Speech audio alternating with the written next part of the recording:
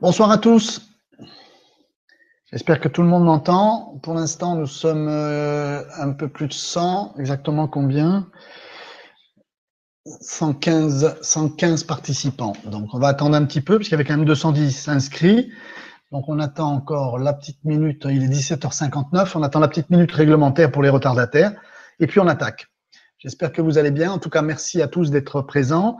N'oubliez pas de couper tous vos programmes, surtout vos programmes de mail, Facebook, et pour libérer la bande passante et éviter que vous soyez déconnectés et qu'il y ait des coupures de son. Bonsoir Jean-Marie, ça continue à arriver.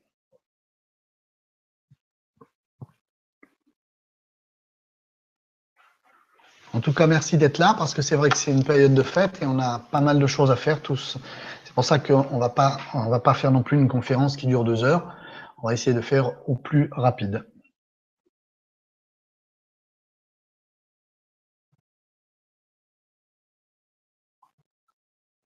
Voilà, il est 18h, 1 minute pour les retardataires et puis on attaque.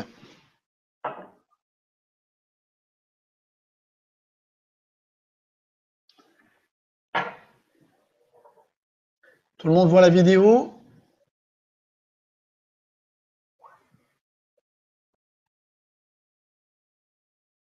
Bonjour Eric, bonjour Christophe, Isabelle, Michel, Laurent, Michel encore, Jean-Marie, Marjorie, Alexandre, bonsoir, bienvenue.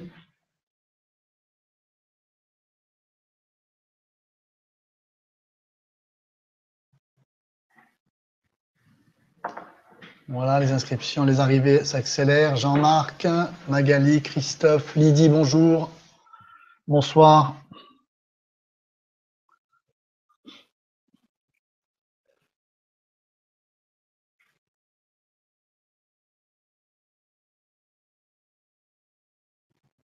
Voilà, 123 connectés, c'est super.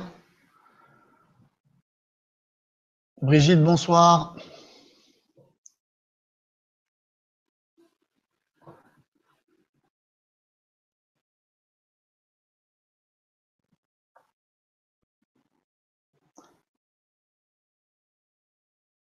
Ok, la vidéo passe bien, super. De toute façon, on va couper la vidéo après, parce que le but, c'est pas de me montrer en vidéo, c'est je vais vous mettre un diaporama et puis on va suivre le déroulé. Bonsoir Coralie, bonsoir Richard. 18h02, et ben nous allons commencer. Donc je vais couper la vidéo, je vais mettre à la place le diaporama, vous me direz si vous le voyez bien. Et puis surtout, je vous redis avant de commencer, coupez tout ce qui peut manger de la bande passante, c'est-à-dire vos logiciels d'email, Facebook et puis Skype si vous l'avez bien entendu. Et voilà, comme ça vous évitera d'avoir des coupures de son surtout, et voire même d'être déconnecté. Voilà, donc je coupe la vidéo. Et je vais mettre le diaporama en place. OK. Donc, c'est celui-là, je crois. Voilà, ça fonctionne. Voilà, vous avez tous le diaporama en vue. Plus de son, plus d'image. Là, ça doit être remis, Richard, en principe. Voilà, dites-moi si vous avez tout en ligne.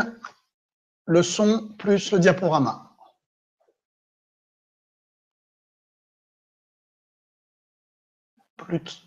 Plus de son, Marjorie. Le son a dû revenir, là, en principe. Vous pouvez passer en grand écran, bien évidemment. Voilà, OK. Chantal, Valérie, OK. Donc, je pense qu'on peut démarrer maintenant. Voilà, Richard, c'est revenu. Michel, oui, tout va bien. Bon, écoutez, c'est super. Donc, écoutez, on va démarrer. Donc, bienvenue sur cette conférence. Alors, merci d'être là. Vous êtes vraiment très nombreux pour cette première. Et sincèrement, je suis touché parce que ça fait pas très longtemps, donc je suis présent sur le web. Pour le blog, oui, mais pas pour les vidéos. Donc, ça fait vraiment très plaisir de voir que vous êtes là, même en cette période de Noël. Alors, pour ceux qui ne me connaissent pas encore, je suis Dominique, auteur du blog www.mandataire-imo.fr. Plus récemment, auteur d'une série de vidéos hebdomadaires qui parlent du métier de mandataire immobilier, que j'exerce d'ailleurs, comme la plupart d'entre vous, au sein d'un réseau. Il m'arrive également de coacher des participants, ou des particuliers, qui se disent allergiques aux professionnels. Hein, c'est la partie donc coach au particulier. Alors tout à l'heure, avant de me connecter, j'ai jeté un petit rapide coup d'œil aux personnes inscrites ce soir. Et grâce à quelques adresses mail, j'ai pu constater avec plaisir que certains d'entre vous travaillent en agence traditionnelle. Je vous souhaite donc la bienvenue, car malgré ce que l'on peut entendre ici et là, je vous assure que nous faisons exactement le même métier. Nous rencontrons les mêmes difficultés et même bien au-delà de tout lobby et de tous les dogmes d'un autre âge que on nous sert régulièrement, nous avons bien évidemment tout intérêt à travailler ensemble. Donc, chaque fois que j'emploie le terme générique de mandataire immobilier, que ce soit sur le blog, sur mes vidéos ou ici ce soir, je m'adresse à tous. D'ailleurs, sur nos mandats respectifs, le terme de mandataire est uniformément utilisé. Alors, nous sommes en période de fête et je n'ai pas voulu organiser une conférence trop longue car nous avons tous beaucoup de choses à faire. Ça ne sera pas un atelier à proprement parler, mais juste quelques rappels et surtout, je l'espère, un bon moment passé ensemble. Ce soir, nous allons voir ensemble 5 bonnes raisons de persister dans ce métier, puis nous verrons 5 résolutions à prendre pour réussir et faire surtout que 2016 soit meilleur que 2015.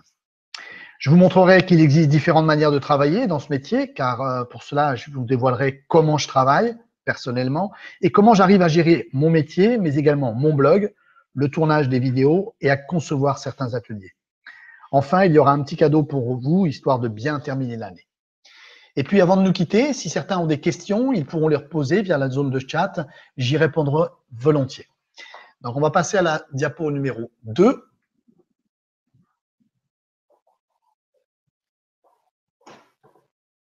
Voilà. La fin de l'année, c'est une période toujours très propice pour faire le bilan et prendre les bonnes résolutions. Alors, pourquoi j'ai absolument tenu à faire cette conférence avant la fin de l'année, justement? C'est très simple. La plupart d'entre nous vont, comme de coutume, profiter de cette période pour faire le bilan de l'année écoulée. Certains vont prendre des décisions importantes, d'autres de simples résolutions qui pourront avoir des répercussions aussi bien personnelles que professionnelles. Par exemple, d'arrêter de fumer, de faire du sport, ou bien, plus particulièrement en ce qui nous concerne, d'adopter de nouvelles procédures de travail, comme s'obliger à rappeler systématiquement ses vendeurs au moins une fois par mois, ou de relancer ses acquéreurs à date régulière.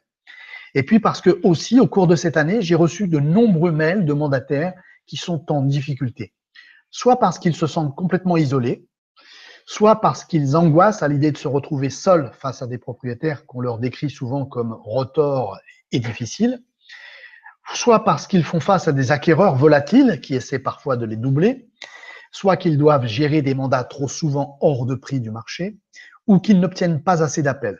D'ailleurs, la cause la plus fréquente étant la plupart du temps une offre insuffisante. Bref, en règle générale, ce sont des situations que les anciens ont appris à gérer au fil du temps grâce à leur expérience et surtout à leur persévérance. Mais certains nouveaux dans ce métier et même d'autres plus anciens qui se sont retrouvés au creux de la vague en 2015 envisagent peut-être aujourd'hui d'abandonner cette profession.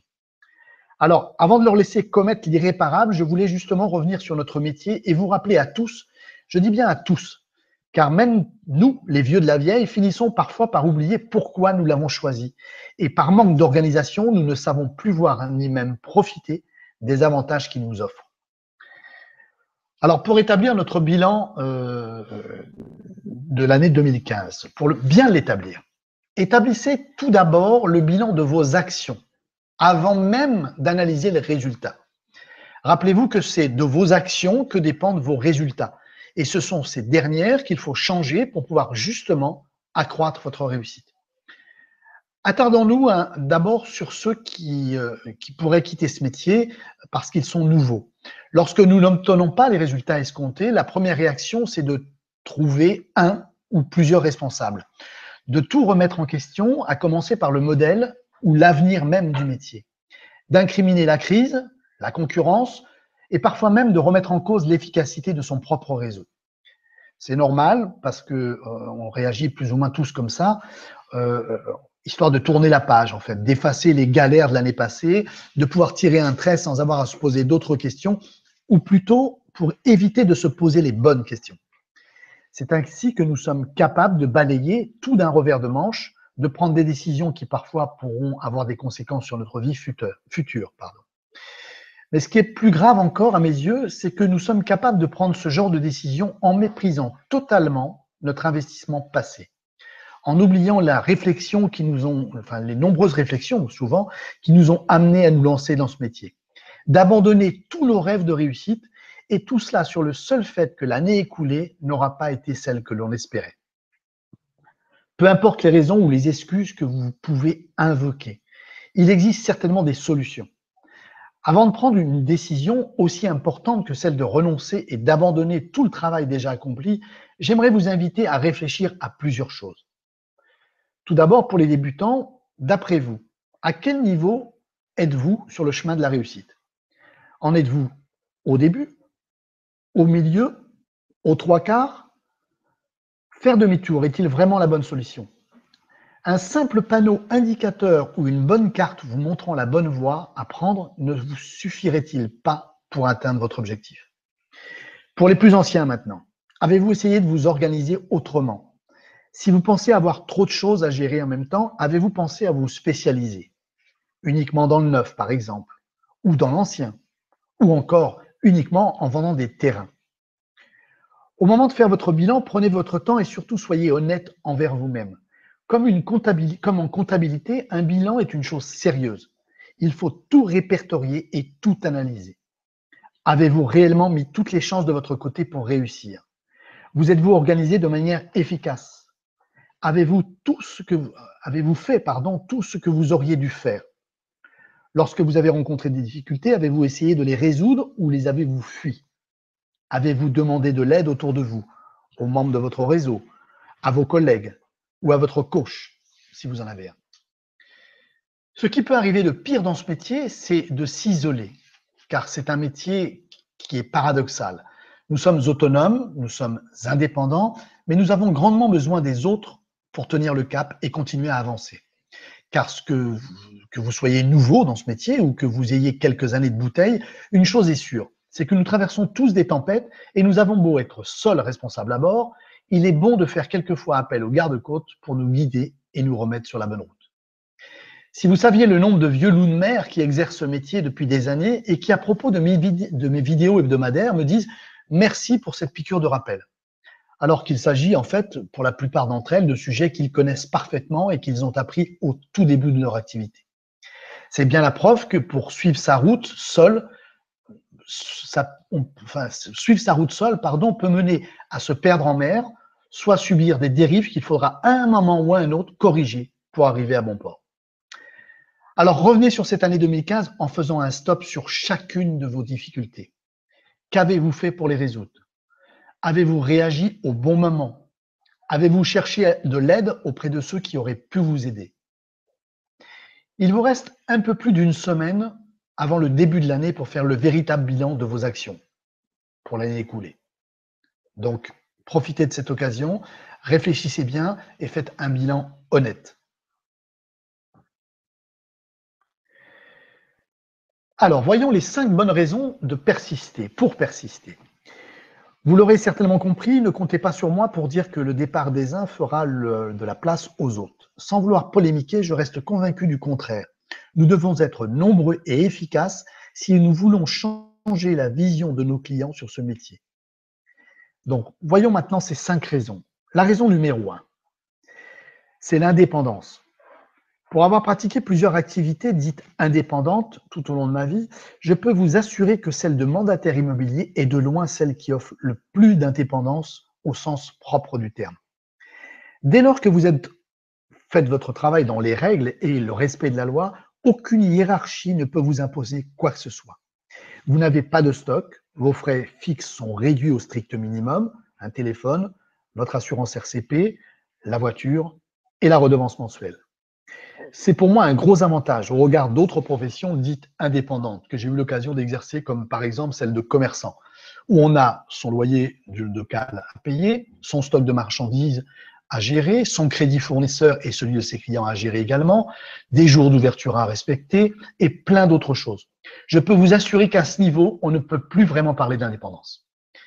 Bien évidemment, être indépendant ne veut pas dire qu'on peut vivre et surtout gagner sa vie sans s'imposer des règles. Mais les règles que vous allez vous imposer seront les vôtres. C'est vous qui les déterminez et vous qui vous les imposez. Si certaines ne vous conviennent pas, il vous suffira de les remplacer par de nouvelles. Voyons maintenant la raison numéro 2. Être libre de pouvoir organiser son temps. Alors, c'est plutôt l'indépendance. Alors, libre d'organiser son temps, pardon, excusez-moi. Être libre de pouvoir organiser son temps, voilà. Cela ne veut pas dire que l'on peut ne rien faire, surtout si l'on veut pouvoir vivre décemment de cette profession. Mais connaissez-vous beaucoup de métiers où vous pouvez décider, par exemple, qu'entre 9h et 10h du matin, vous n'êtes pas disponible parce que vous faites votre jogging, que vous consacrez votre mercredi après-midi à vos enfants, que vous prenez une semaine de vacances sans avoir à demander la permission à qui que ce soit, ni à devoir déposer vos dates de congé 6 mois à l'avance. Bien sûr, plus vos objectifs seront élevés, plus il vous faudra compenser les jours et les heures de repos. Mais une fois encore, vous êtes l'unique décideur de votre rythme de travail. Pas de pointeuse, ni de patron pour vous accueillir à la porte. La raison numéro 3. Pouvoir gagner sa vie en fonction de son implication. L'année 2015 n'a pas été une super année pour l'immobilier en général, je vous l'accorde, mais ça, hélas, nous n'y pouvons rien. La chance que nous avons, c'est que lorsque le volume du marché est à la baisse, nous pouvons nous impliquer davantage pour trouver de nouveaux mandats, être plus en recherche et plus disponibles pour nos acquéreurs. C'est dans ces périodes-là que nous devons qualifier encore plus notre travail et faire la différence par rapport à nos concurrents. À l'inverse, en période faste, nous pouvons nous impliquer en fonction des objectifs que l'on se fixe. Libre à vous de lever le pied une fois ceci atteint. Vous seul connaissez le but que vous désirez atteindre. C'est sûr qu'aucune année ne ressemble à une autre, mais notre grande force, c'est que nous pouvons décider ou non d'intensifier notre travail et par conséquent d'infléchir nos résultats plus que d'en être de simples spectateurs. Nous pouvons agir, contrairement à beaucoup d'autres professions. La raison numéro 4, un métier de contact. Combien d'entre vous ont eu l'occasion de pratiquer des activités où vous n'aviez aucun contact, ou très peu? Des activités où vous étiez plus ou moins enfermé dans un bureau, par exemple, dans un atelier ou dans une usine. Comme mandataire, la donne est différente. Vous rencontrez un tas de gens différents, chacun avec ses attentes et ses problématiques. C'est à vous de jouer les intermédiaires pour satisfaire le plus grand nombre et donc réaliser le plus de ventes possible. Vous rencontrerez également des notaires qui sont une véritable mine d'informations pour notre profession. Ils vous permettront au fil du temps de vous familiariser avec certains termes et de vous préparer aux nombreuses et diverses situations que vous rencontrerez au cours de votre carrière. Je fais juste simplement une petite pause concernant les questions. Alors François me dit qu'il a un problème avec le son, je ne vous entends plus. Donc peut-être que vous avez soit vous déconnectez et vous reconnectez, soit vous avez un problème avec votre son, puisqu'apparemment personne d'autre n'a ce souci-là, semble-t-il. Peut-être Jean-Marc également, mais tout le monde m'entend apparemment. Donc je peux hélas pas faire grand-chose. Peut-être vous reconnecter, c'est peut-être un problème de chez vous. Donc François, voilà. Donc on continue. Hein. C'est un métier où il faut. François, non, c'est bon. Bon, c'est bon. Écoutez, on continue. Raphaël, tout va bien. Très bien, Raphaël, merci. Alors, c'est un métier où il faut avant tout savoir puiser les informations à la source, qui en retour nous enrichissent. Tout d'abord, auprès de nos vendeurs, pour connaître dans le détail le bien qu'ils nous confient. Auprès de nos acquéreurs, pour connaître leurs attentes et ce qu'ils recherchent exactement. Auprès des notaires, pour apprendre et devenir toujours plus performants. Et enfin, auprès de nos collègues, avec lesquels nous devons partager nos expériences, mais aussi nous inspirer des leurs. La raison numéro 5 maintenant, pouvoir aider et être aidé. Celle-là, c'est celle que je qualifierais de plus importante. Une chose que je trouve fascinante dans ce métier, j'en ai déjà parlé tout à l'heure, c'est la diversité des rencontres que nous faisons et la possibilité d'apprendre au contact de toutes ces personnes. Nous sommes en formation permanente. Grâce à tous ceux que nous côtoyons tous les jours, qu'il s'agisse des vendeurs, des acquéreurs, des notaires, des confrères, ils nous apprennent tous quelque chose. sur notre métier, bien sûr, mais également sur la psychologie humaine et sur la vie en général. Rares, très sincèrement, rares sont les fois où je suis ressorti d'un rendez-vous comme j'y suis rentré. C'est en cela qu'il est très facile ensuite de pouvoir et de vouloir et de pouvoir aider les autres. Nous entrons dans une forme de partage et d'échange permanent. En abordant ce métier de manière différente, c'est-à-dire en voulant sincèrement aider vos vendeurs à vendre, vos acquéreurs à trouver ce qu'ils recherchent, vos confrères à réussir dans ce métier, non seulement vous trouverez un plaisir immense à l'exercer, mais je vous garantis que la réussite sera au rendez-vous. C'est une suite logique dont vous n'imaginez pas la puissance. C'est tout simplement le principe du gagnant-gagnant ou du donnant-donnant si vous préférez. Voyons maintenant les 5 bonnes résolutions à adopter pour 2016. La résolution numéro 1, tout d'abord. Vous voulez rester auprès de vos enfants le mercredi après-midi, par exemple. Très bien. Établissez cette règle. Jamais de rendez-vous le mercredi après-midi. Et surtout, respectez-la. Rédigez votre emploi du temps et affichez-le au-dessus de votre bureau. Prévoyez vos heures de prospection téléphonique, si vous en faites. Établissez certaines règles en réservant des demi-journées pour vos prises de mandat, d'autres pour les visites. N'oubliez pas de programmer des moments de formation, par exemple 30 minutes par jour le matin, que vous consacrerez à la consultation de sites spécialisés ou à lire des revues sur l'immobilier.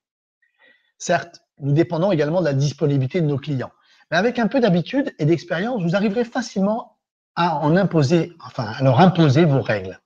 Si par exemple vous décidez de ne jamais effectuer de visite entre midi et 2, il vous sera peut-être difficile de satisfaire un client qui aura un rythme de travail très soutenu en semaine. Dans ce cas, sur votre planning hebdomadaire, réservez par exemple le samedi matin pour ce genre d'acquéreurs et tous ceux qui ne pourront absolument pas visiter à un autre moment. Vous pouvez également, comme quand vous étiez à l'école, établir une semaine A et une semaine B et ainsi avoir 2 types de planning différents pour varier d'une semaine à l'autre. Vous pourrez ainsi satisfaire le plus grand nombre de clients. Tout est une question d'organisation. Je le répète, vous êtes libre et autonome. Fixez vos règles comme bon vous semble. Mais le plus important, c'est de les fixer et de les écrire. La résolution numéro 2. Vous former. La formation est un élément essentiel de notre métier.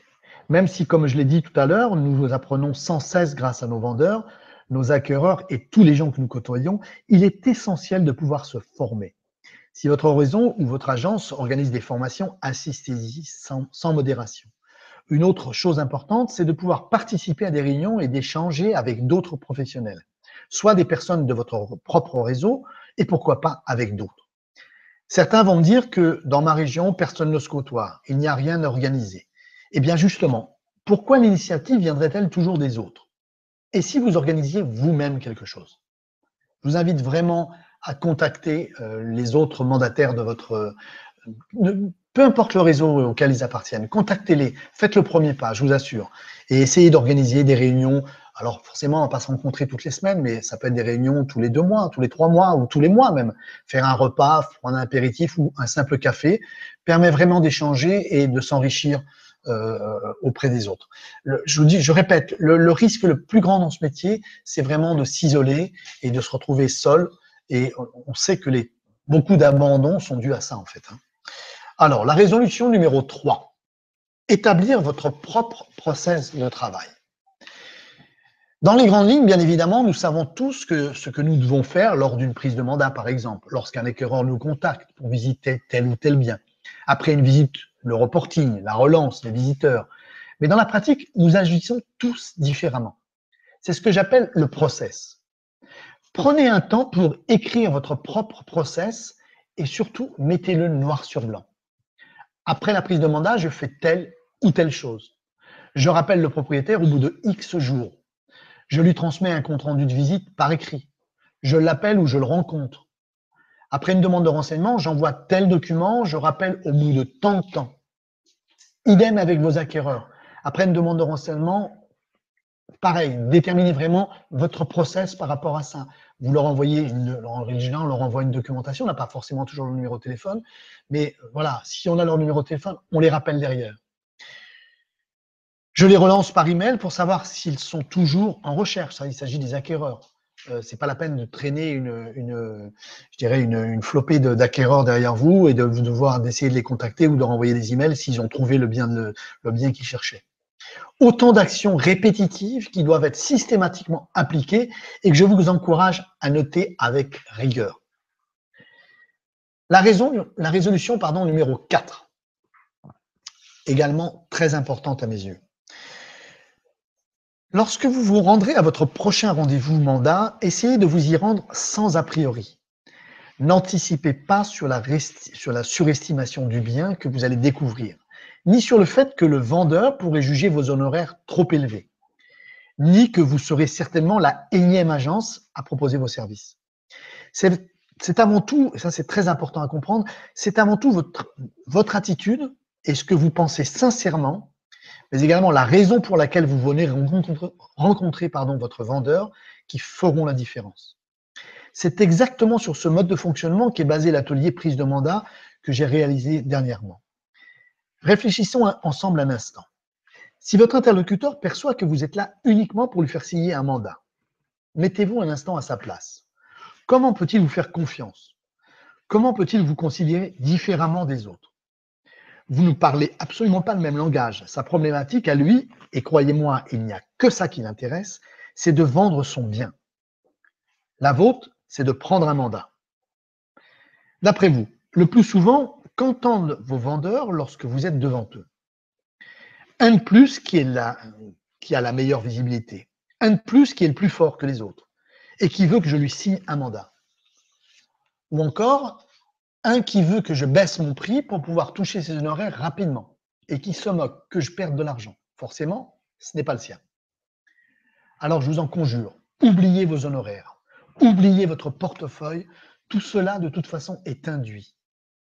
Bien sûr qu'il vous faut le mandat pour vendre, bien sûr qu'il vous faut toucher des honoraires pour vivre, mais à ce stade, votre seule préoccupation doit être identique à celle de votre vendeur. Vendre son bien. Et pour vendre un bien, il vous faut évidemment le connaître parfaitement, mais il faut également bien connaître ses propriétaires. Alors, intéressez-vous à eux, intéressez-vous à leur projet, soyez pédagogue, ne vous contentez pas de leur dire que leur prix n'est pas celui du marché, prouvez-le. Questionnez-les sur leur projet, placez-les dans une position d'acquéreur dès le départ, pour qu'ils comprennent que tous les propriétaires ont tendance au départ à surestimer leurs biens et perdent ainsi du temps et souvent de l'argent. Je vais vous dire un secret.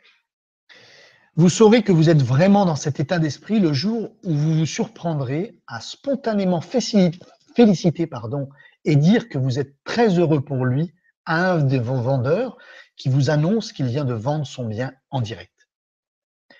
Croyez-moi, cette phrase a de l'effet. Et je vous l'assure, j'en suis la preuve vivante, c'est une phrase qui génère de nombreuses recommandations. Bien sûr, c'est une phrase qui doit vous venir spontanément. Il ne faut pas qu'on sente que derrière, oui, oh, super, vous avez vendu, super, génial, et moi comme là-dedans, et le travail que j'ai fourni. Non, je vous assure, elle deviendra automatique. Au fur et à mesure, elle deviendra automatique. Et elle est très importante. C'est vraiment à ce moment-là que vous aurez compris que voilà, votre priorité, c'est pas le mandat, c'est pas vos honoraires. Ça, c'est induit, ça vient automatiquement. La priorité, c'est vraiment vendre le bien, réussir à faire vendre le bien de vos acquéreurs, de vos vendeurs, pardon. La résolution numéro 5. Ah oui, la résolution numéro 5. Alors, la résolution numéro 5, collaborer avec d'autres conseillers. Alors, rapprochez-vous de vos collègues et confrères. Prenez contact avec eux. Présentez-vous, demandez-leur s'ils sont ouverts pour travailler en interagence.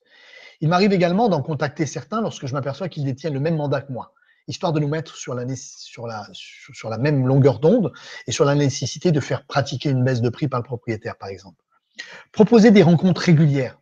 Je ne vais pas vous dire que tous accepteront, mais à la longue, les choses changeront. Et puis, vous ne risquez absolument rien à essayer. Alors, lancez-vous. Vous serez surpris de découvrir que même ceux qui, à la base, n'étaient pas du métier peuvent avoir des idées intéressantes provenant de leur activité antérieure. Maintenant, justement, par rapport à ça, je vais vous dévoiler une autre manière de travailler. En fait, c'est celle que j'utilise personnellement depuis environ 5 ans maintenant.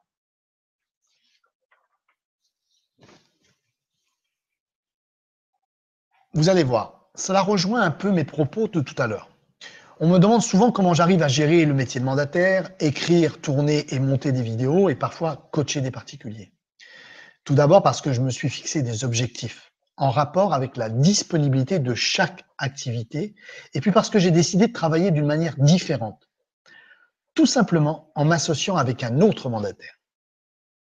Alors, bien sûr, il s'agit d'une association de fait. Nous n'avons pas monté de structure commune, mais nous partageons systématiquement nos résultats.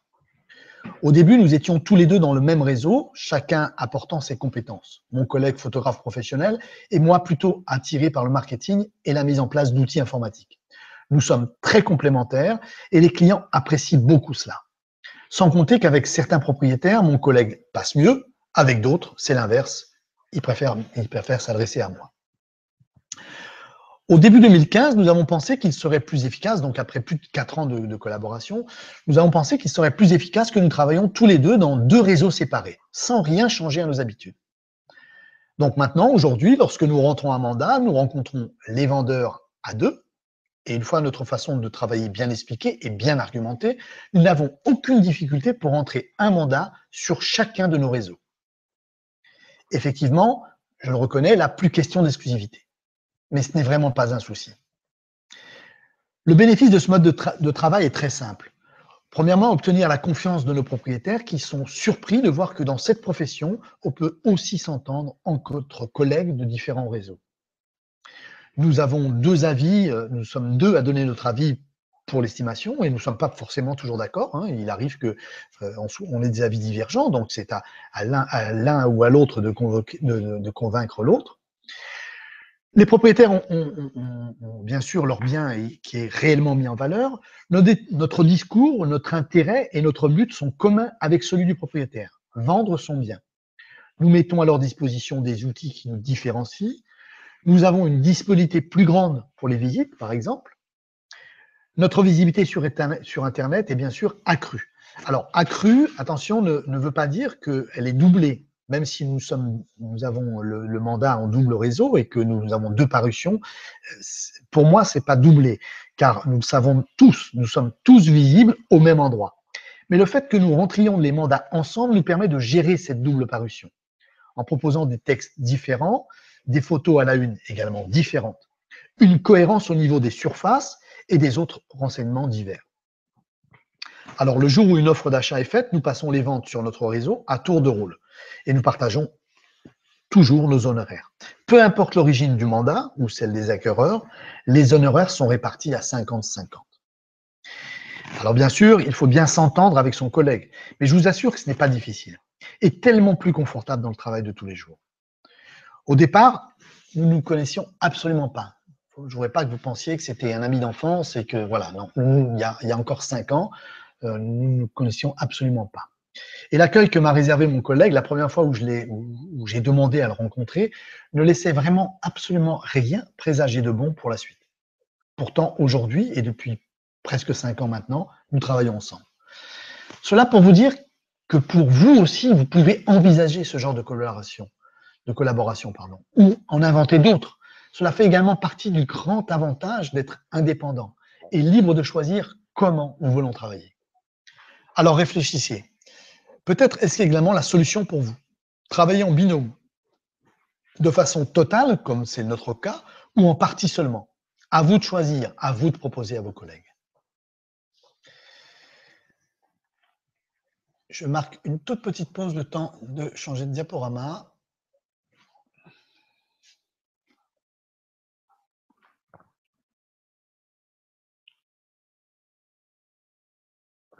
Voilà, donc je vous avais dit à peu près 45 minutes de conférence, donc nous arrivons bientôt au terme. Nous avons vu donc quelques raisons qui pourront, j'espère, motiver certains à persister dans ce métier. Bien sûr, il en existe beaucoup d'autres, des raisons, mais quant aux bonnes résolutions, je suis sûr que vous allez en prendre beaucoup d'autres pour 2016. Sur le point de vue professionnel, je parle, j'entends. Nous arrivons au terme de cette conférence et comme je vous l'avais dit, je vous ai réservé un petit cadeau.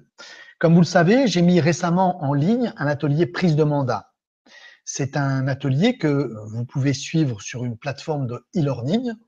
Eh bien, pour cette fin d'année, j'ai décidé de vous faire bénéficier d'un tarif spécial tous ceux qui voudraient suivre cet atelier et pour les autres, d'une période d'essai de 2 mois avec un abonnement gratuit à l'outil Mailbox. Ces offres resteront en ligne jusqu'à mardi prochain, 29 décembre, minuit. Donc, pour bénéficier de l'atelier prise de mandat au tarif de 57 € au lieu de 89 €, pardon, avec en plus 2 mois d'abonnement gratuit à Mailbox, et tout simplement, vous pouvez sans vous engager financièrement, bénéficier de 2 mois d'abonnement gratuit à Mailbox. Utilisez le lien qui va apparaître sous la vidéo. Je vais vous faire apparaître le lien.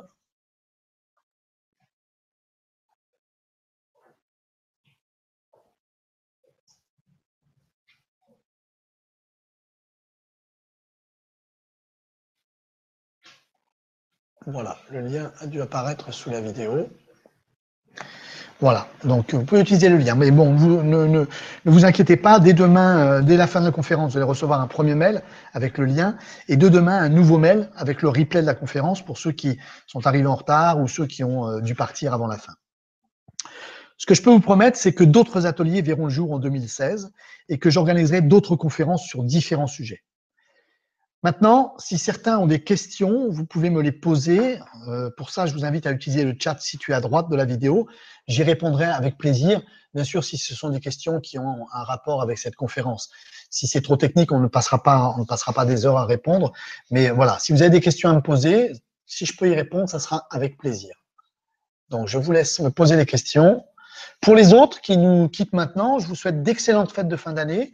Je vous dis à très bientôt et encore un grand merci pour votre présence, car en cette période, je le rappelle, on a tous beaucoup de choses à faire et la preuve que vous soyez là ce soir, c'est vraiment une preuve très importante pour moi. Donc, je vous dis à la semaine prochaine pour la dernière vidéo de l'année et voilà, je reste à lire vos questions et à pouvoir y répondre, j'espère.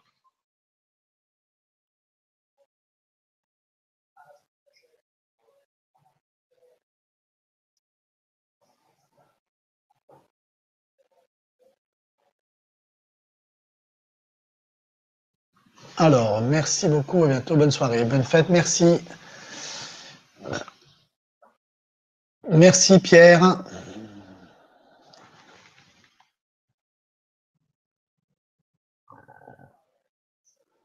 Non, Sandrine, je ne suis pas du tout d'accord avec vous. Il nous arrive de faire de l'interagence. Dans ce cas-là, voilà, et ben 100%, il y a 30% en règle générale pour l'autre agence. Et puis nous, on se partage les 70% qui restent. Donc ça ne ferme absolument pas la porte au travail avec d'autres collègues.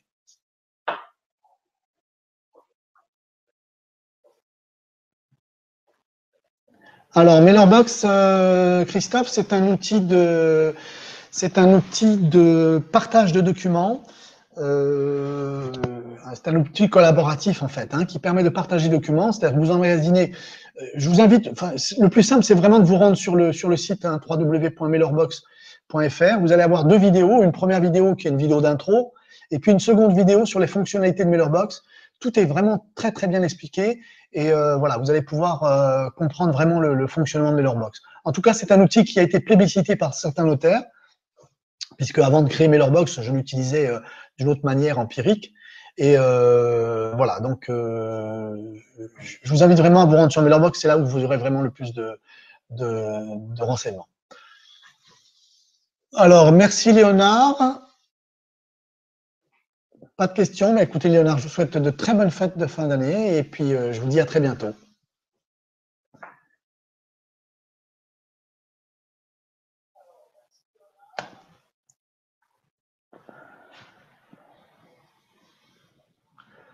Alors, merci Sylvia, merci Magali, merci Sandrine, merci Christophe.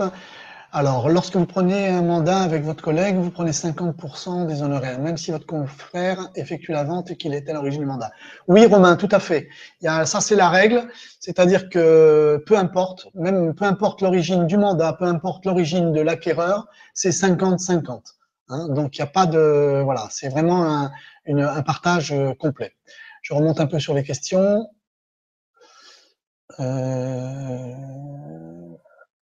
Donc,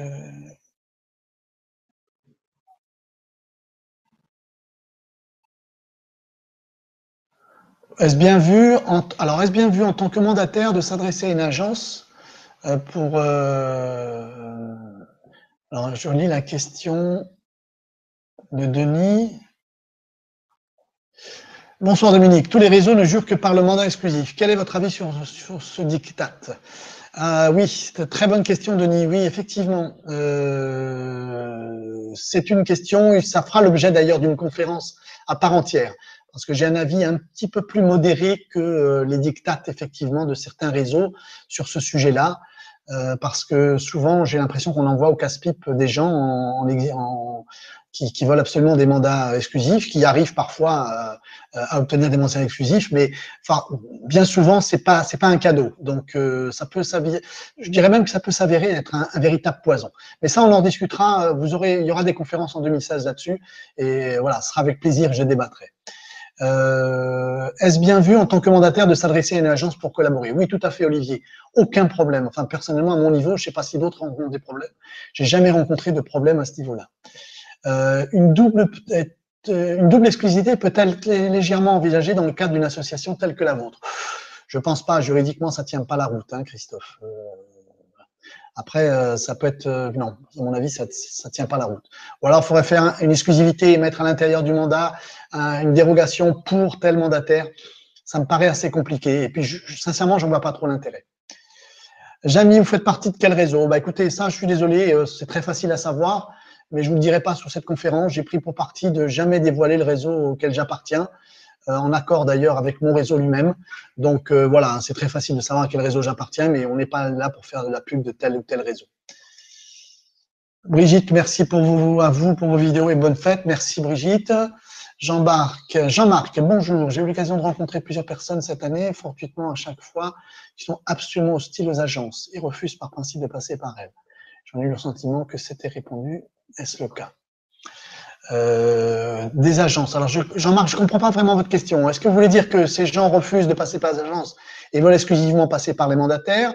Ou est-ce que c'est la règle qu'on connaît tous, hein, c'est que voilà, beaucoup de particuliers sont effectivement réfractaires aux agences et mandataires en règle générale et que vont rencontrer des difficultés pour obtenir un mandat? Je vous laisse me répondre. Eric Elias, merci, un appel depuis la Suisse. Ben, merci Eric, bonne fin d'année à vous aussi. François, merci pour votre. J'aimerais avoir votre avis sur le mandat exclusif et souhaite connaître votre mode de prospection. François, bah écoutez, j'ai abordé un petit peu tout à l'heure le mandat exclusif. J'ai pas un avis vraiment tranché sur la question. Le mandat exclusif, ça peut être une excellente chose. Ça peut être un cadeau empoisonné, comme j'ai dit tout à l'heure. Mais on fera des conférences plus approfondies sur ce sujet parce que je crois que c'est une question récurrente que beaucoup se posent. Et voilà, je suis pas tout à fait d'accord avec certaines démarches des fois. Donc, je vous donnerai mon avis là-dessus. Il n'y a pas de problème.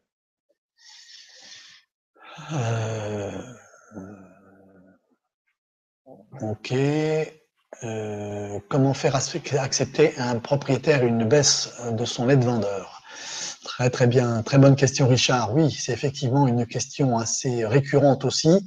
Je suis en train d'ailleurs de préparer un atelier là-dessus. Oui, c'est pas toujours facile, c'est vrai, mais justement, c'est la confiance. C'est-à-dire, c'est pas parce que vous avez un mandat, vous avez réussi à obtenir un mandat que vous avez obtenu la confiance de votre propriétaire. En règle générale, vous savez, obtenir un mandat, Richard, c'est relativement facile quand on a de l'expérience. Mais voilà, obtenir un mandat à confiance, comme je l'appelle, c'est-à-dire un propriétaire qui va écouter réellement ce que vous lui dites, qui va comprendre ce que vous lui dites, c'est pas toujours facile.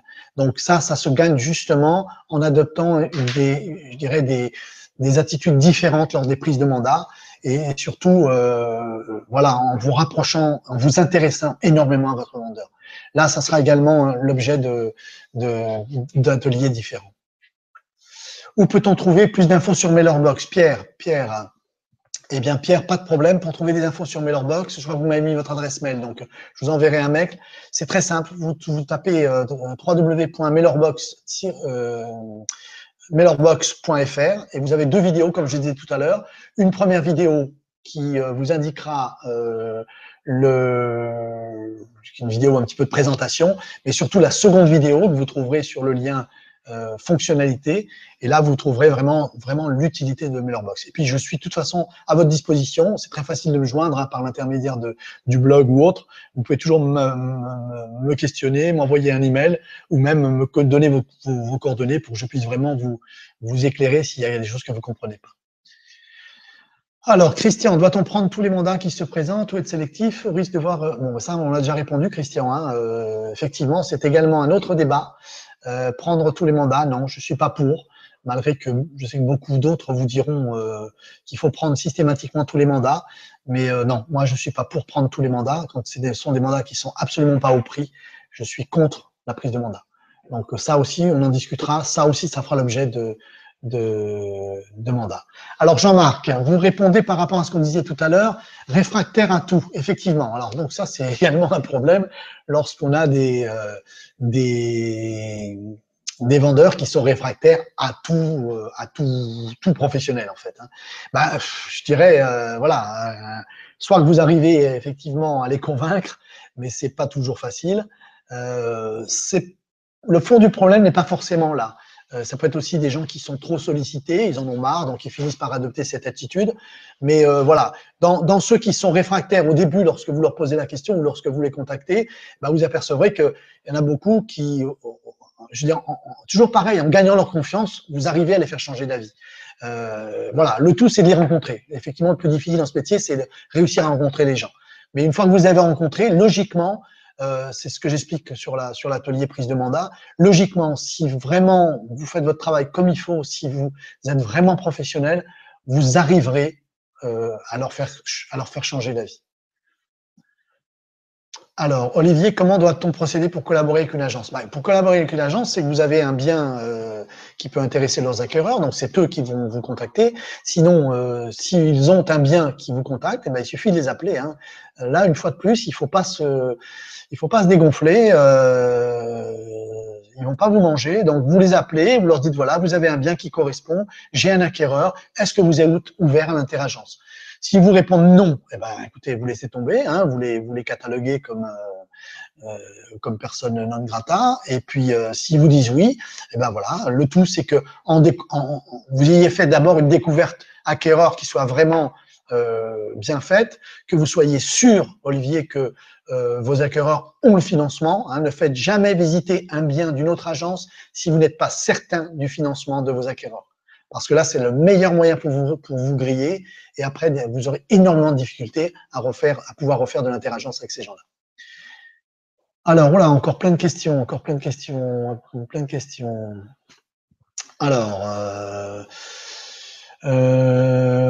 Alors, Christophe, je suis arrivé à la bourre. Allez-vous refaire une conférence prochainement? Il y aura des conférences dès début 2016. Oui, Christophe. Mais de toute façon, puisque je vois que vous êtes là, vous êtes donc inscrit à la conférence, vous allez recevoir le replay. Demain dans la journée, vous allez recevoir la vidéo de replay. Donc, vous pourrez toujours vous la regarder tranquillement depuis chez vous. Alors, Olivier me pose la question, concernant la commission, doit-elle à la charge de l'acquéreur ou du vendeur? Avantages et inconvénients. Écoutez, depuis cette fameuse loi Allure, il est très difficile. Moi, personnellement, je ne fais plus aucune commission à charge acquéreur parce que le gouvernement, c'est bien clair. Et d'ailleurs, il est en train d'abattre ses cartes avec la nouvelle loi qu'il est en train de nous préparer. Le gouvernement a tout fait pour qu'on ne fasse plus de commission à charge acquéreur, puisque maintenant il faut les anticiper, et c'est je dirais, au moment de la prise de mandat qu'on décide si c'est une commission à charge acquéreur ou à charge vendeur.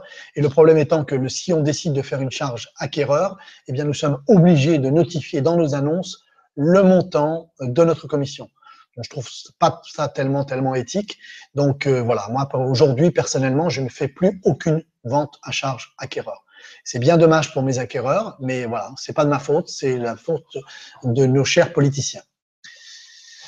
Denis, ok, avec plaisir, je m'en vais le fonctionnement authentique, voilà, donc d'autres questions, là, encore beaucoup de questions.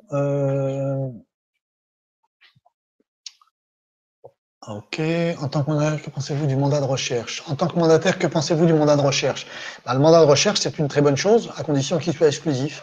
parce que sinon, voilà, un Richard, voilà, mandat de recherche, effectivement, voilà, il faut qu'il soit exclusif parce que sinon, ça, c'est très pratique le mandat de recherche si vous avez des gens qui sont à l'étranger ou qui sont à l'autre bout de la France et qui veulent s'installer dans le Midi, par exemple, comme c'est souvent le cas chez nous. Oui, effectivement, ils peuvent vous déléguer un mandat de recherche. Mais voilà, c'est quand même très difficile si c'est pas un mandat exclusif parce que c'est beaucoup d'investissement pour pas grand-chose, bien souvent. Alors, pensez-vous qu'un jour, que toutes les transactions immobilières puissent être encadrées par un professionnel, nos syndicats FNAIM, etc. Lobby, lobby auprès des pouvoirs publics pour que les choses évoluent. Bah, écoutez, je pense qu'on en est la preuve, les choses évoluent. Hein. Nous sommes ce soir, il y a des mandataires, il y a des gens d'agence, Denis, hein, et je pense que voilà, je pense que un jour, oui, effectivement, les choses vont évoluer. Et je pense que ça va aller très vite maintenant. Je pense que les choses vont s'accélérer malgré tout ce qu'on peut encore entendre, voilà, les combats derrière-garde et tout, je pense que les choses vont s'accélérer parce que voilà, on est devant une impasse à mon avis et notre guéguerre interne n'intéresse personne si ce n'est effectivement les gens qui ont tout intérêt à garder un lobby. Mais voilà, ça va pas durer longtemps. Mais ça, ce n'est que mon avis personnel. Jean-Marc, la loi nous pénalise. Oui, bien sûr, la loi sur la loi Allure nous a pénalisé. Elle a fait avancer certaines choses, mais d'un autre côté, elle a pénalisé. Alors nous, oui, mais surtout nos acquéreurs. Hein. Alors, François, une dernière question, je crois. François, sur une annonce agence à se dire, comment vous vous comportez? Ah, écoutez, je pense qu'il faut là, c'est des moments où il faut pas savoir lire. Hein, donc voilà, faut pas trop tenir compte de ça parce que voilà, c'est comme quand lorsque vous allez déposer des tracts sur une boîte aux lettres, quand il n'y a pas marqué, quand il y a marqué stop pub ou pas de pub, merci, qu'est-ce que vous faites exactement? Hein, est-ce que vous mettez pas de tract ou est-ce que vous glissez quand même le tract dans la boîte? Ça, c'est à chacun de voir. C'est sûr que voilà, après il faut avoir la réponse. Hein, parce que ça va être une objection que vous allez certainement prendre dans les dents si vous appelez. Mais voilà, bon, il existe des réponses à toutes les objections, donc voilà, ça aussi on en reparlera à d'autres moments. Alors, Léonard, que penses-tu de l'ubérisation de l'immobilier? Ah, l'ubérisation, un bien beau, un bien joli mot. Hein. Je ne sais pas que c'est qui ce monsieur Hubert là, mais franchement, voilà. Bah écoutez, j'en pense pas grand-chose, Léonard, hein, parce que pour moi, voilà, hein, le métier a énormément d'avenir devant lui.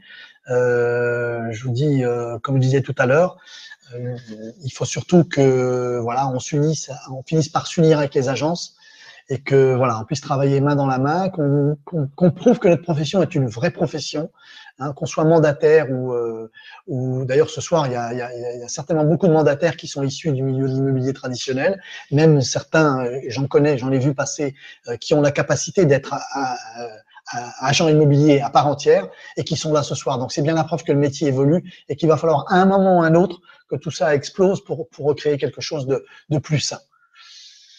Merci François, bonne soirée. Richard, quelle est la meilleure façon de promouvoir un bien à vendre? La meilleure façon de promouvoir un bien à vendre. Bah, écoutez, c'est déjà de faire de belles photos, hein, parce que ça aussi, on aura l'occasion d'en reparler. Les photos, savoir prendre une photo, savoir prendre quoi prendre en photo, c'est très important. Donc, c'est votre dossier photo, votre premier acte, je dirais, c'est votre dossier photo. Après, effectivement, il existe d'autres façons. Hein. J'en ai parlé d'ailleurs dans une vidéo hebdomadaire que vous pouvez retrouver sur YouTube. Il y a par exemple la prospection des voisins aux alentours, dans les résidences. Ça, c'est une excellente prospection. Voilà. Et puis il en existe d'autres. Voilà. Je pense qu'on va peut-être pas débattre de ça ce soir, mais ça aussi, ça fera paraître. Ça sera sur des vidéos gratuites qui vont arriver dans l'année 2016. Votre avis sur le nouveau site des grandes agences pour contrer la hausse des prix de parution, Sologer, Le Bon Coin, voilà. Bah, écoutez, ça aussi, hein, c'est une guerre interne. Je pense que voilà, nous avons été exclus de ce site. Là aussi, à mon avis, c'est une grave erreur de la FNAIM, mais bon, voilà, hein, ils sont libres de faire ce qu'ils veulent.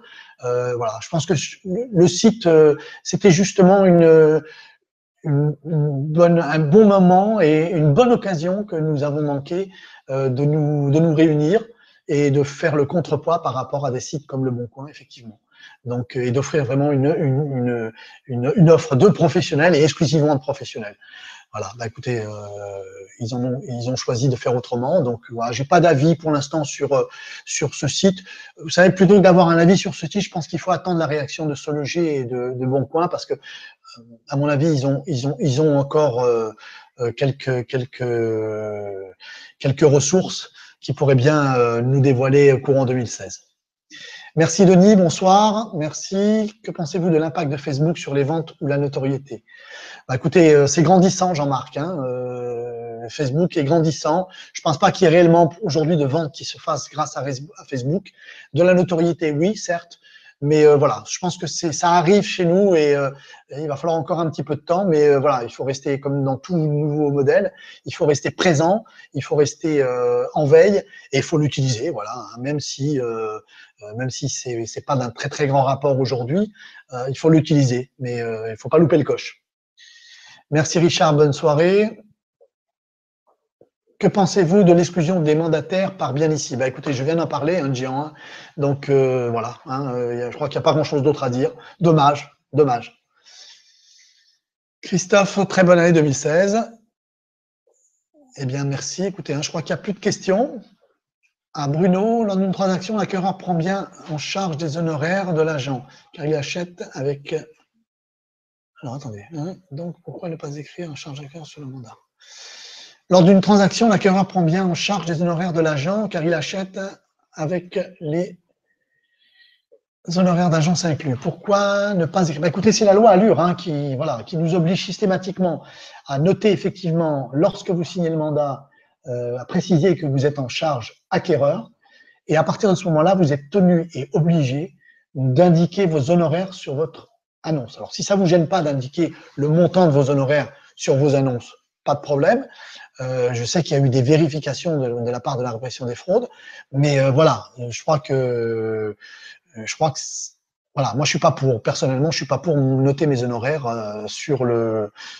directement sur mes annonces, parce que je pense que ça n'aura qu'un effet, c'est d'accélérer le fait que voilà, les acquéreurs vont les rechercher plutôt sur le bon coin les annonces de particulier à particulier et vont plus ou moins bouder les professionnels.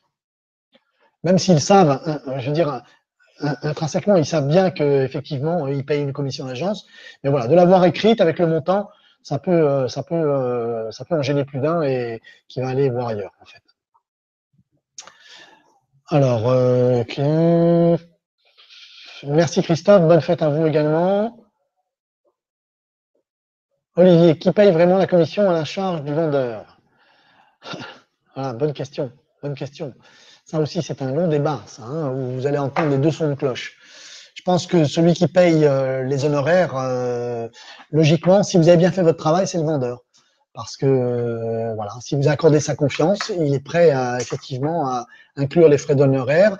Et voilà, contrairement à ce que beaucoup font, normalement, les honoraires d'agence ne doivent pas s'imputer en plus du prix de votre estimation, j'en tiens bien de votre estimation, pas du net vendeur, hein, c'est autre chose, mais de votre estimation. Donc, si vous faites bien votre travail, votre estimation, elle doit être faite FAI, et donc ça veut dire que les frais de vos honoraires sont inclus dans votre prix FAI. Que pensez-vous du MLM? Oh là, Jean, ça c'est un vaste débat que je ne vais pas aborder ici parce que voilà, parce que c'est pas le lieu. Si vous voulez, on peut en discuter en privé, mais voilà, c'est pas le lieu pour en parler. Merci Maïté, bonne fête à vous aussi. Christophe, merci à vous aussi. Pratiquez-vous des honoraires low cost? Si oui, pourquoi? Sinon, comment justifier vos honoraires élevés? Romain, je n'applique pas des honoraires low cost. On a pris avec mon collègue une ligne bien précise sur ce sujet. Les barèmes de réseau sont effectivement, pour moi, aujourd'hui, comme les barèmes d'agence, sont trop élevés. Donc, j'ai une règle bien précise. Au-dessous d'un bien à 300 000, c'est 5%. Au-dessous, c'est 4%. Voilà. Et là, par contre, je n'en déroge jamais et je ne baisse jamais mes honoraires pour conclure une vente. Hein. Ou alors s'il y a 1000 € d'effort à faire, mais sinon, je ne baisse jamais mes honoraires. Ça, c'est une règle qu'on s'est fixée. Alors, il y a des techniques pour y arriver. Hein.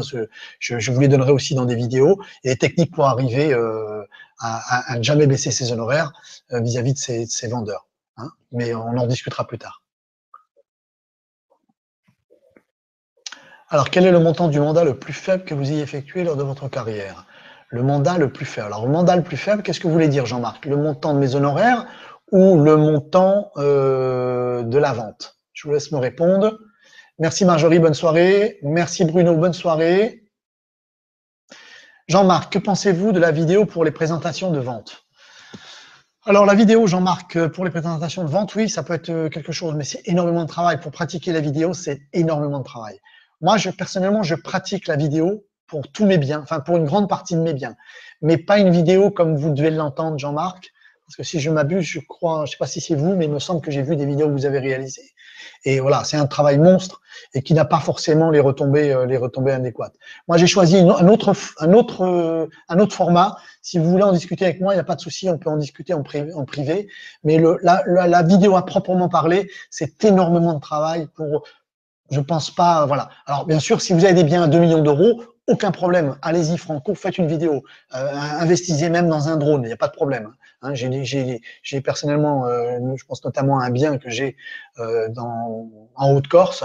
J'ai une vidéo que j'ai réalisée moi-même. J'ai également un drone. Et c'est vrai que là, vous faites la différence. Mais sur des biens à 200 000 euros ou à 100 000 euros ou à même 300 ou 400 000 euros, voilà, il y a des moyens détournés d'utiliser la vidéo et de faire quelque chose d'original sans vraiment investir dans de la vidéo, dans du montage qui va vous prendre un temps infini. Le montant des honoraires. Ah, le montant des honoraires. Bah, écoutez, je crois me souvenir qu'il s'agissait d'un montant de 3 000 euros.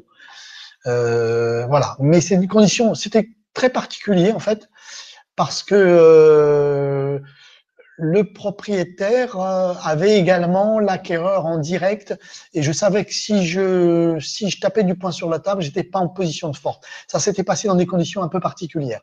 Donc voilà, ça devait être 3 000 euros le montant des honoraires les plus faibles, mais je vous parle de ça pour un bien qui était de l'ordre d'environ 100 000 euros. Hein. Voilà, mais les conditions étaient bien particulières. C'était 3 000 euros où je perdais tout parce que voilà, j'étais pas en position de force sur ce sujet-là.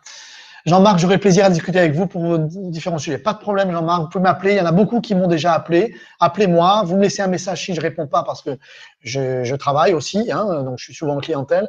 Mais voilà, n'hésitez pas à me laisser des messages. Alors, Olivier, vendre un garage d'environ 20 000 euros se fait de la même façon que vendre une maison. Oui, bien sûr.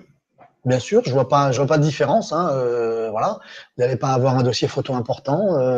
Logiquement, un garage, ça ne doit pas rester longtemps à la vente. Hein. Si vous l'avez rentré au bon prix, si vraiment les garages se vendent 20 000 euros, je veux dire, voilà, en général, c'est déjà 20 000 euros, c'est beaucoup pour un garage. Hein. Je ne sais pas dans quelle région vous êtes, mais c'est les régions qui sont pratiquées c'est les prix qui sont pratiqués dans notre région d'ailleurs. Hein. Mais 20 000 euros, c'est déjà un garage. En général, il y a beaucoup d'amateurs pour les garages. Hein. Merci Patrick de vos compliments et très bonne fête à vous.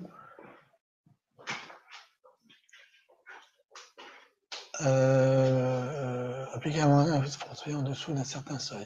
Appliquez-vous un forfait pour les biens au-dessous d'un certain seuil. Marie-Laure, je suis un peu gêné pour vous répondre parce que on n'a pas vraiment de biens peu chers dans notre région. Hein. Je veux dire, les biens les moins chers que j'ai eu à vendre, c'était 130 000 euros. Donc voilà, dans ce cas-là, on n'a pas de forfait, on n'a pas forfait. Donc là, je pense que voilà, c'est peut-être une question à poser en direct sur une prochaine conférence. Sur les prochaines conférences, vous aurez le chat libre, hein, vous pourrez discuter entre vous. Donc voilà, c'est peut-être une question. Mais voilà, je vais quand même poser ce genre de questions autour de moi et voilà, si je peux vous répondre, je vous répondrai avec plaisir. Mais là, de moi-même, voilà, je peux pas inventer quelque chose que j'ai jamais pratiqué. Alors, travaillez-vous régulièrement en semi-exclusif? Jean-Marc, travaillez-vous régulièrement en semi-exclusif? Non, Jean-Marc, je vais être franc avec vous. J'ai abandonné, depuis qu'on travaille en duo, voilà, j'ai abandonné le mandat exclusif. On a souvent, et je vous assure que c'est vrai, on a souvent des mandats exclusifs de fait. C'est-à-dire que les gens nous font confiance, ils nous disent, bah voilà, pendant 3 mois, voilà, je prendrai pas d'autres agences. Et là, vous représentez à vous deux, vous représentez 2 agences, je prendrai pas d'autres agences. Et ça me suffit. Alors, Marie-Laure, pour un garage. Ah oui, d'accord, Marie-Laure, effectivement, pour un garage. Pour un garage, sur un garage à 20 000 euros, puisque c'est à peu près, comme je vous disais tout à l'heure, des prix qui sont pratiqués dans notre région. J'en ai pas beaucoup eu à vendre, sincèrement. Mais voilà, pour un garage, je vais prendre de l'ordre de 4 000 euros, 3 000, 4 000 euros. Hein. Voilà. Est-ce qu'il y a d'autres questions auxquelles j'aurais pas répondu? Non. Bah écoutez, je pense que c'est tout pour ce soir. On va se quitter là, si vous le voulez.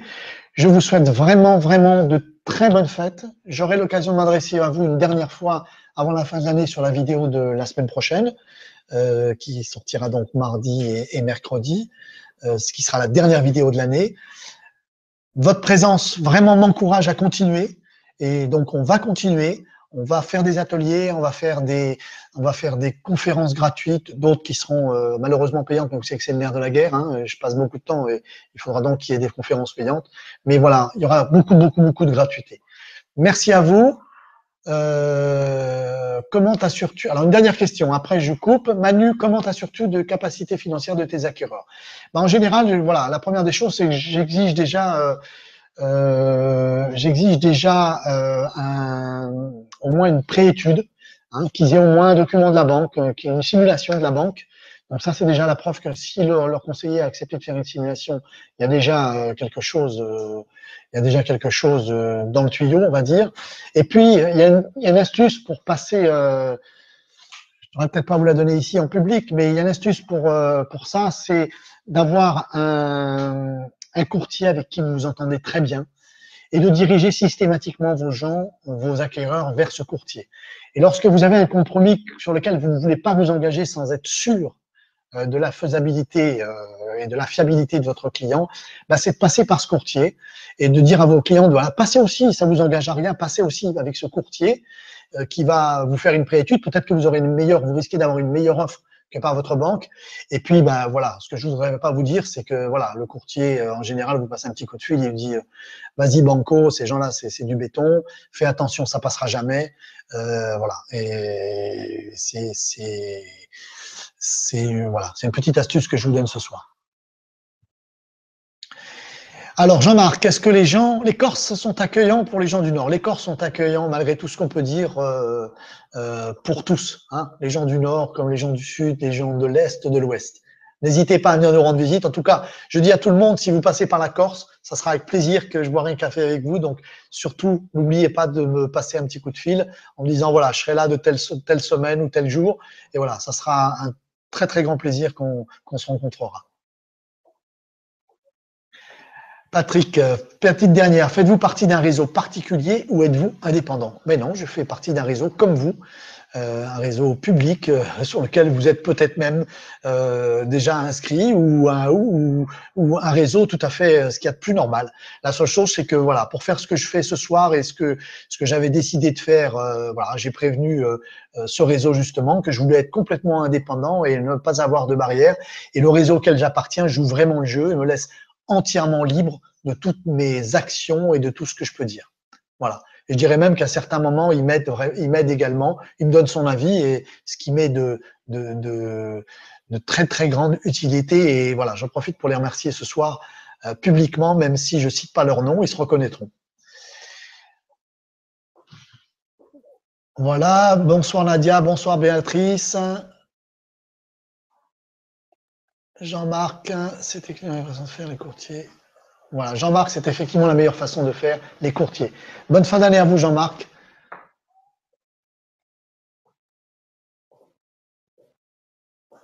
Oui, Jean-Marc, vous avez vu juste. Bravo. Merci, bonne soirée à tous. Merci et à très bientôt. Et encore, merci beaucoup pour votre présence. À plus tard.